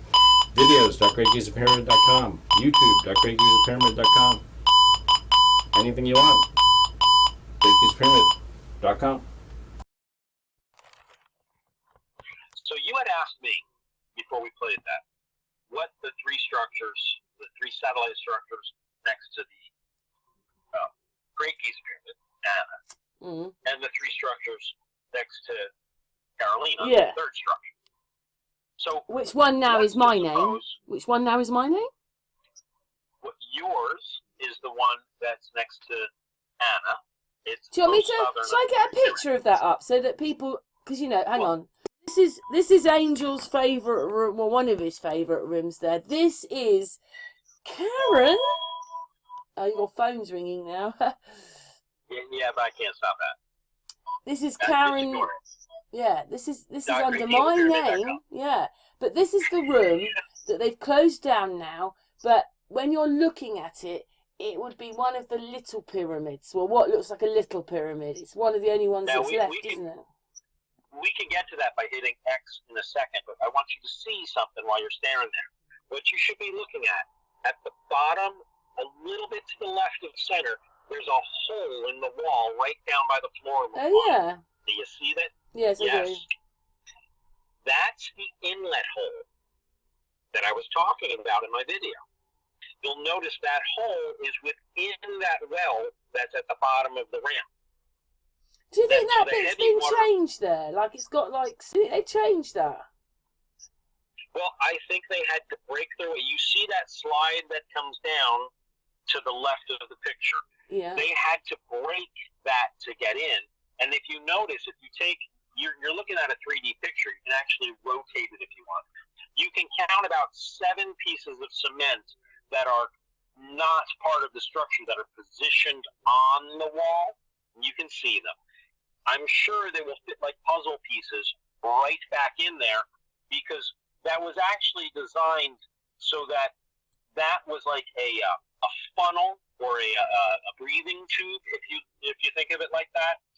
That the liquid within that room would have a breathing tube to get outside. If you notice, it would have gone like a snorkel right into that same well that the hole comes into. You can even bend it down and look at it. This would be how they could take samples and visually from the outside see the level. But that would have been, where the water is. And you can look by turning around the room and see that you're within a bubble. You're within a bubble. And if you look to the right where it goes, there's another exit to the right that goes to the grate, which is between the two rooms. So if you want, I can even get you pictures of those. Oh, what? A much bigger outlet, you mean? Down the bottom? There is if you take and turn to the right from where the entrance is, the opposite corner. Yeah. There is also an exit out there that goes to the outside at ground level. And there are photos of that. I don't have to make any of it up. You also notice right in front of the exits, there seems to be about 6-8 inches away from the wall, a hanging piece of rock, and you can see the watermark on it.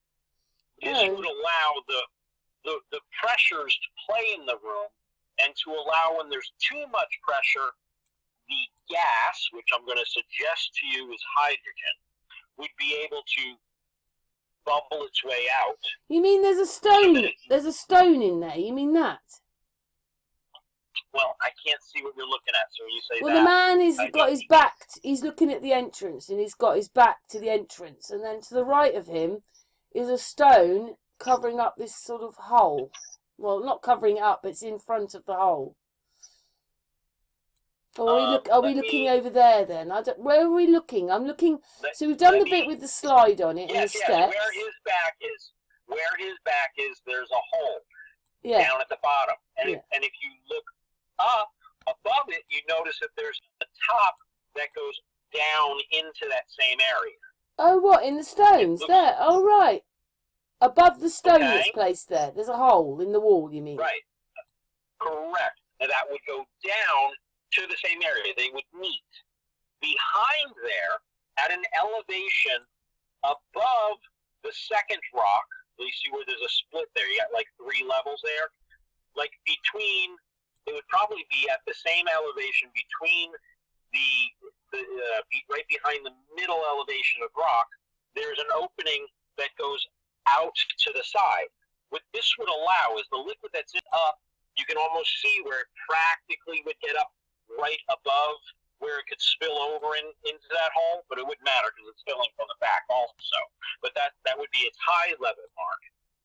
And you see its low level mark is down right about in line with The stone. the lowest break in the stone. And that would allow, when there's a lot of gas in there, the gas would be able to push down on the surface and would bubble out the hole behind that rock to alleviate the gas, but still maintain the pressure. Oh, I see. You mean there's And like 2 holes there, isn't there? Right. And if the water raised up a little bit, it would allow, because there's too much water and not enough gas, or the water pressure was higher, it would allow that water pressure to come up to that same opening and then be let out. So it's self-maintained. When there was too much water, it would let some, when there was too much gas, it would let some gas out. And that would control the pressure of what's inside of the grotto area. This room was the control for the outside. And the reason it had to be outside of the structure is because it has to base everything ambient pressure. And you can't get natural ambient pressure being inside of the structure. This outside of the structure is what controlled the pressures within the structure against natural ambient pressure outside the structure. And I don't have to reconstruct, make any of this up, or change anything. It's all, I would love to get this, a printout of this, and just print it on a 3D printer and put it to use. Now, if you turn where the guy is facing, you look at where he's facing, right there would, if you look at it, it's broken. You see how it looks like it's broken? What, the stone on the right, you mean? Well, that stone, well, you with the stuff on it, so you could at one point climb in and out. Oh, right, yeah, you mean the like an archway? Right. Now that archway, that's damaged. You can see on the side where the rock is broken, at the top where the rock is broken. If you look directly above it, there's a big chunk of rock. If you look to the left, there's a big chunk of rock. If you look around the room, practically behind them, there's 2 or 3 more chunks of rock just sitting there. One of them has somebody's graffiti on it. They wrote their name and probably their birthday or when they were there. Those pieces would more than likely fit together like a big Tetris game to reconstruct that opening, because that opening was supposed to be like a the same way you check your oil, a dipper, but not right. It wasn't as big as that, and they're not going to put the bits in so that you can see how it works, not only that, are but they? if they put the bits in, you couldn't climb in and out of it. It would be a double-edged sword. If you put the bits back, then you reclose the room. Oh, you sound better now. But in order, well, that's my headset died. I'm on real cell phone now. I have to hold it to my head. I'm getting radiation, but that's all right because I'm doing it for you. Oh. It would actually, otherwise, if that was as it is now, the gas would be able to escape right out that entrance. It would never build up enough pressure because the gas would only go down to the top of that archway. But if you look at it, the way this was constructed, it would have closed off that whole area to about halfway, maybe 6 inches above the floor there. You can see. Well, probably on the right-hand side is a bit funny there, so it was obviously all attached to that. That is how that room would function. With that broken like that, it won't build up enough pressure. It won't. It will never build up enough pressure to function. And I don't have to make it up. It's rock. Mm. Oh, wow, amazing. Yeah. So these little pyramids are bigger than you think they are, aren't they? They're a bit bigger. Well, they're bigger, and they're really more complicated. Now, right above, I want you to look right above the hole, the one that I was talking about. Mm. You notice it. You see a mark that looks like almost like a big, wide battery terminal with two terminals on the left and right. Oh, what, the red things? No, they're not colored. You see the crack in the wall? Go from the hole I was talking about, the one that I believe comes from the Great Giza Pyramid. Oh, what, you mean the first one? With the hole down the bottom of the slide, where the slidey bit is? Yes, right in the wall. If you come down the main entrance where the guy is looking at, and then look on the wall to the, if you were walking down to your left. It looks like something else was there, doesn't it? Well, I think they had to break through that because there would have been a channel, and that has to also do with pressure and keeping the water. But when I get to recreate this in a 3D CAD and build it on a wax or something like that, plastic or something, I believe that just as there's an opening on the outlet to maintain pressure, you know how the water has to go behind that rock, and depending on whether it goes up or down, it would let it out. Here, it's the same thing. There would have been something right in front of that, but still allowing the water to come out. And I believe they saw an opening and they chased it through the rock and damaged it while they were chasing it. But take that and follow the crack up the wall, 1, 2, 3, 4. Yeah, it's a funny shape, isn't it? You see that shape that's in the wall. Mm. I'm going to suggest to you later that's communication. But I just want you to see it exists, so that when I refer to it later, you go like, oh, yeah. And I'm thinking about, maybe calling that the Karen bed or something, because it looks like a bed with a foot and a head rest, you know what I mean? I'm not sure what to call it, but I think that marking will mean more to us as we go down the road, because I don't think that was put there by mistake.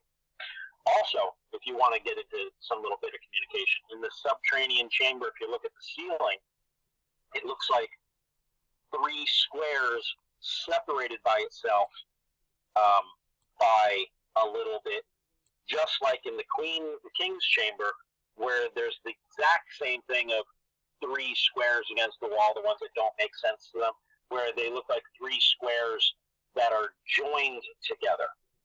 Hey, do you know something? Sorry, I was just moving the picture around. We've got both the cracks there, but when you look on the ceiling, the lines down the wall match the lines on the ceiling, even though they're like cracks or something on the rocks.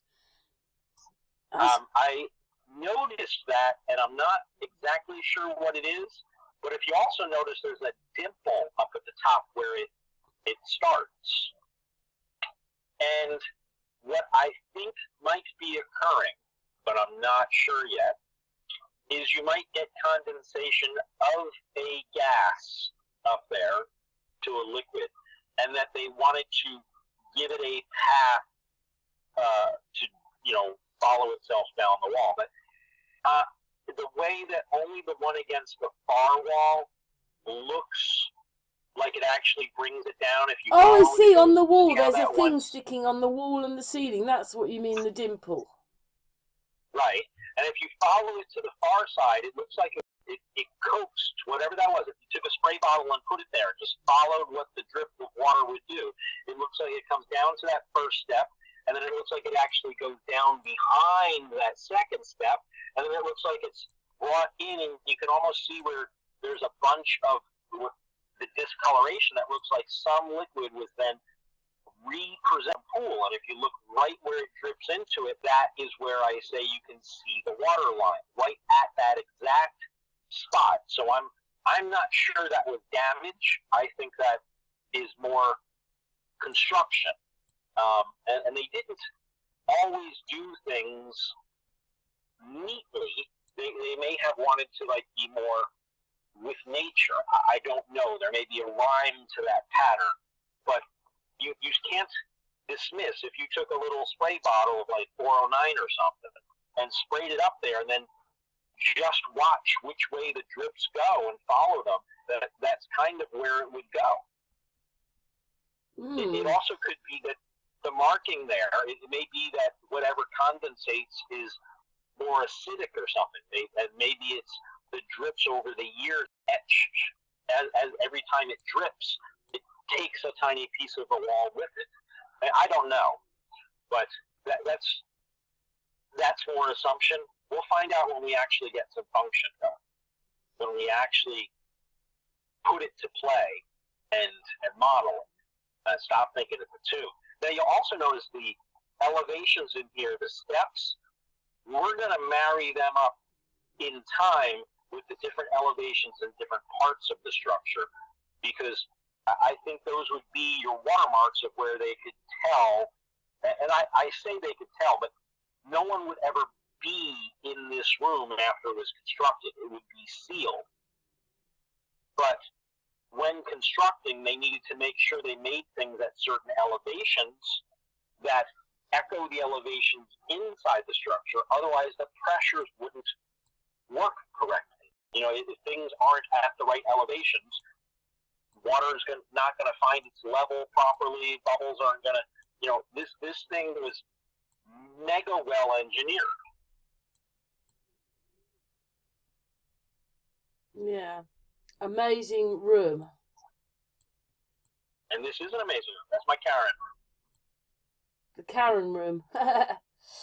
Angel, I've got to go very shortly. We're going to have All right, you go have your tea. Well, I You hate go have wrapping your things fun. up, but it's never really a wrap up, is it? It's just on to the next bit with talking to you. Until next time. Yeah, but interesting things. I mean, you know, in the crack between there's things on the wall. You don't know what that was. Next to the first Correct. crack, it looks like there has been something on the wall. Oh, I don't know. It looks like those blocks. It's probably them, isn't it? Messing around. Well, the people who first came in here, they had no idea. They were just looking, like you said, they were looking for treasure. They were looking for, a mysterious thing that had gold and silver and would justify all the effort they took to break into here because they were in search for gold. They found gold, and they don't know that they found gold because they don't understand what they found. They have found gold, but it wasn't the gold they thought they were going to find. They wasn't the gold they were looking for. They didn't know what they had, and I can understand it back in those days.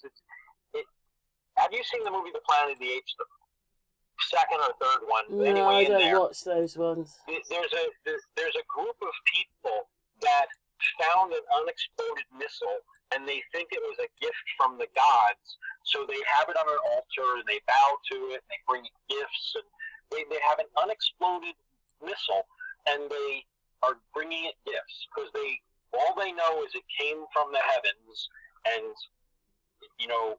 they are treating it as a god. Oh, thank you for this faith. And these people didn't know what they had, and they are praying to this thing. And I would love it if it was like a nuclear power plant or something, but I don't think it is. And I could say, hey, it's like a bunch of people praying to Chernobyl 1,000 years from now, or 10,000 years from now. Oh, look at Chernobyl. They made this great monument and they covered it in cement. Must be super important. Everyone that goes in there dies. Oh my God, you must be worthy to enter the Chernobyl plant. Oh. Yes, Angel. Anyway, when you look at the picture, the bit, where you said it's a slide, that looks like that was some kind of steps as well, but obviously much steeper and smaller steps. I don't know. I don't think there were any steps. This was not designed for people to enter. That steps of whatever they were doing. Right.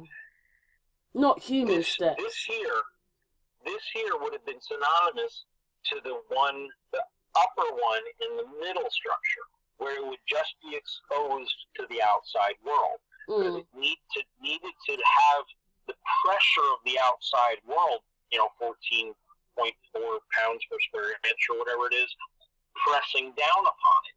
It needed that to be the pressure that was controlling what was inside. Because inside, it has no way to feel the pressure of the outside.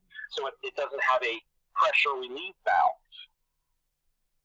This is the pressure relief valve for what's occurring inside. If there's too much gas, it would fill the back corner where the back of the guy, and then would go out this side where it comes out at ground level.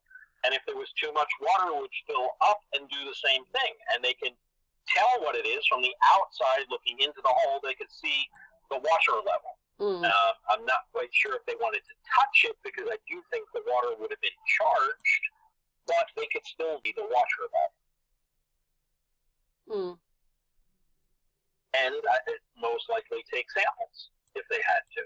And I think if you look at the entrance, it looks like it was about 2 inches above the ground is where, if you look at that ridge that comes down cleanly down the wall, it stops right above the step.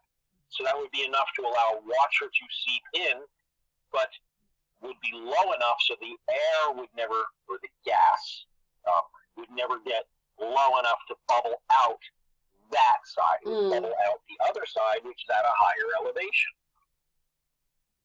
It was a super well-engineered room. Well, I've got to go now, Angel. I've got to go.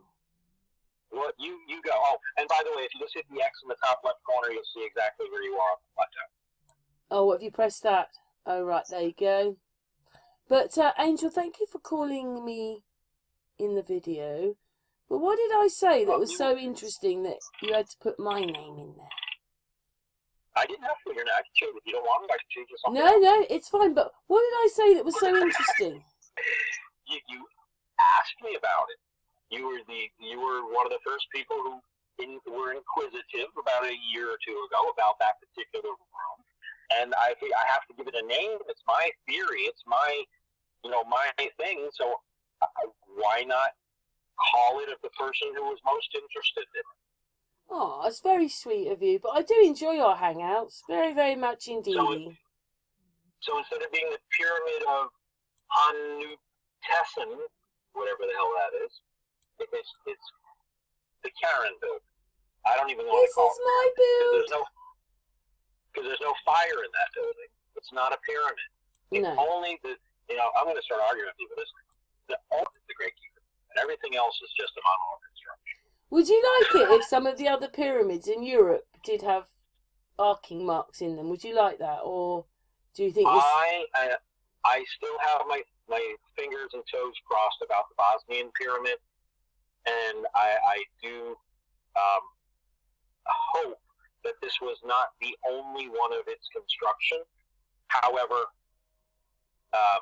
looking at how it is, you would have to have, in order for it to be doing an identical thing and having, being identical, you would have to have a mirror of it somewhere. And I don't think anywhere that we have a mirror of this construction upon the Earth. I think, or upon the whatever you want to call it, the surface of the Earth. I don't think there is anything like it. I do think it is the only one. I do think other structures, the Bosnian pyramid, the way that they have the tunneling system underneath it, I do think that was a power distribution as well, using the same type thing. Even the Bosnian pyramid is great because they had shafts that went up at like a 45-degree angle, but they were sealed. So, every theory they come up with makes no sense, but it was only sealed with like 6 inches of rock.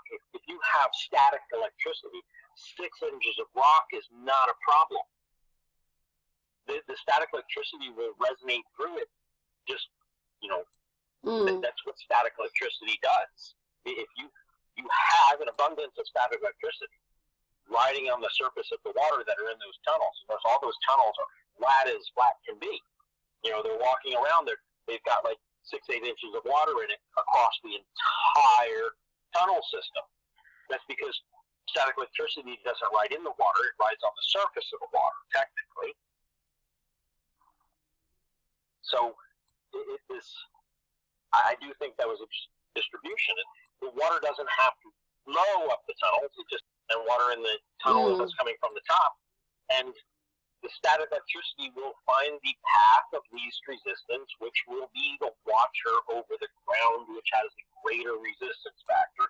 These are just facts of science. They utilized water the same way we utilize copper wire. And this leads me to believe that we will find something within the Bosnian pyramid. It doesn't have to echo what this is, but we will find something in the Bosnian pyramid that was somehow utilizing either static electricity or some freak of nature that we haven't yet figured out. Maybe there's a geyser underneath it. Maybe there's, I don't know. We don't know. But I do know that they don't know either. And unfortunately, they don't have $1 million to just take a lot of shovels and unbury it. And they don't, they're working on a shoestring budget, and they still think it's some sort of a tomb. So whenever they come across something, instead of just accepting it for what it is, they try to mentally say, well, why would some pharaoh have done this?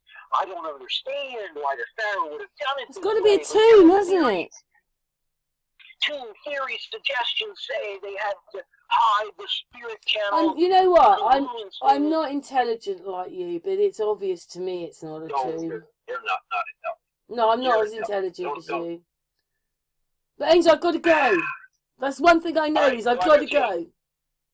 Go have your tea.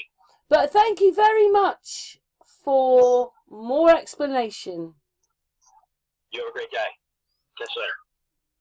Okay, we're going to stop the video now. Thank you very much, Angel and chat room. Hope you've enjoyed this episode with Angel. You have a great day, Karen. Thanks for your time.